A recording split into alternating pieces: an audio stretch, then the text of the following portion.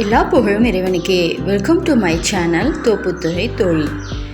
இப்போ நம்ம பார்க்க போகிற ரெசிபி ரொம்ப டேஸ்டியான சூப்பரான விரால் மீன் குழம்பு தாங்க. கொஞ்சம் காரசாரமாக வச்சுருக்கேன். வாங்க எப்படி செய்யலாங்கிறத பார்க்கலாம்.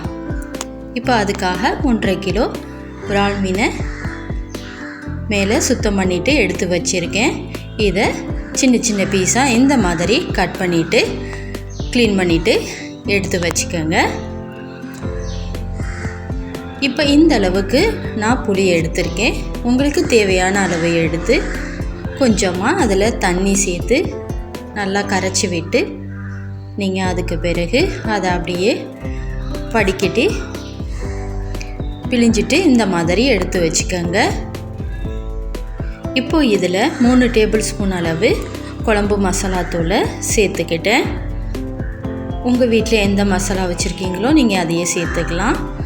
இதில் கொஞ்சமாக உப்பையும் சேர்த்து நல்லா கலந்து விட்டு எடுத்து வச்சுக்கோங்க. இப்போ ஸ்டவ் ஆன் பண்ணி ஒரு பேன் எடுத்துக்கோங்க. அதில் 2 டேபிள் ஸ்பூன் அளவு ஆயிலை சேர்த்துக்கோங்க. ஆயில் சூடு வந்ததும் 1 டீஸ்பூன் அளவு வெந்தயத்தை சேர்த்துக்கோங்க. வெந்தயம் கொஞ்சம் பொரிஞ்சு வரட்டும். இப்போ இது கூட ஒரு 200 கிராம் அளவுக்கு சின்ன வெங்காயத்தை சேர்த்துக்கிட்டேன். சின்ன வெங்காயத்தில் செய்யும் போது நல்லாயிருக்கும். இதை நல்லா வதக்கி விட்டுக்கோங்க. இது கூட 2 கொத்து கருவேப்பிலையும் சேர்த்துக்கிட்டேன். இதையும் நல்லா வதக்கி விட்டுக்கோங்க. வெங்காயம் நல்லா வதங்கி வரணும். வதங்கிறதுக்காக கொஞ்சமாக உப்பு சேர்த்துக்கிட்டேன். இதையும் சேர்த்து நல்லா வதக்கி விடுங்க. கூடவே 4 பச்சை மிளகாய் சேர்த்துக்கிட்டேன். காரத்துக்கு தகுந்த மாதிரி சேர்த்துக்கோங்க. இதையும் நல்லா வதக்கி விடுங்க. இப்போது 3 தக்காளியை நல்லா கட் பண்ணிவிட்டு இந்த மாதிரி சேர்த்துக்கோங்க. வீடியோவில் கொஞ்சம் கட் ஆகிடுச்சு. இதுவும் நல்லா வதங்கி வரணும். நல்லா வதக்கி விட்டுக்கோங்க. தக்காளியும் நல்லா வதங்கினா தான் குழம்பு நல்லாயிருக்கும். இப்போ இது கூட 1 டேபிள் ஸ்பூன் அளவு தனி மிளகாய் தூள் சேர்த்துக்கிட்டேன். காரத்துக்கு தகுந்த மாதிரி சேர்த்துக்கோங்க. இதையும் நல்லா வதக்கி விடுங்க.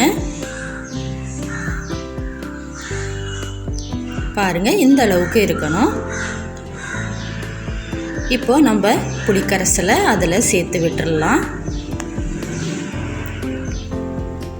இது கூட கொஞ்சமாக தண்ணியும் சேர்த்துக்கோங்க. 1 டம்ளர் போல் சேர்த்துருக்கேன்.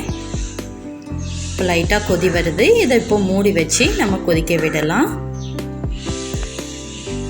இப்போ நல்லா கொதி வந்துட்டு இப்போது திறந்து பார்க்கலாம். பாருங்கள், இந்த அளவுக்கு நல்லா கொதிச்சிருச்சு.